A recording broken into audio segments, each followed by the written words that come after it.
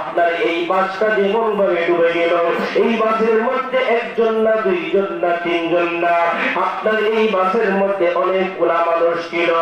আপনার 40 জন মতান্তরে 70-80 জন লোক থেকে শুরু করে এই বাসের মধ্যে অনেকগুলা মানুষ ছিল রে বাবা। এই বাসের মধ্যে যতগুলা মানুষ ছিল, আপনারা বলে একটা মানুষ কি জানতো এই দৌলতিয়া পদ্মা নদীর মধ্যে, আপনার লঞ্চঘাটের মধ্যে এই বাস দিয়া গেলে পরে মানুষগুলা মারা যাইব? আওয়াজ দিয়ে বলেন, কেউ কি জানতো নি? আওয়াজ দিয়ে বলেন, কেউ কি জানতো নি? কিন্তু কেউ জানে না, জানে না, জানে না।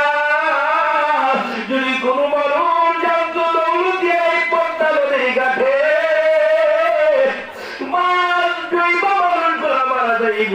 তাহলে কোন মানুষ এই দৌলতিয়া পদ্মা নদী দিয়া এই লঞ্চঘাট দিয়া এই বাসের মধ্যে ঘুরতো না। তাহলে আপনি কিসের জন্য এখন ঘরের মধ্যে ঘুমায় আছেন? আপনি কি নিজেকে নিজে গ্যারান্টি দিতে পারবেন গো বাবা? ও মা, আপনি কি গ্যারান্টি দিতে পারবেন? এখন আপনি যে বিছানার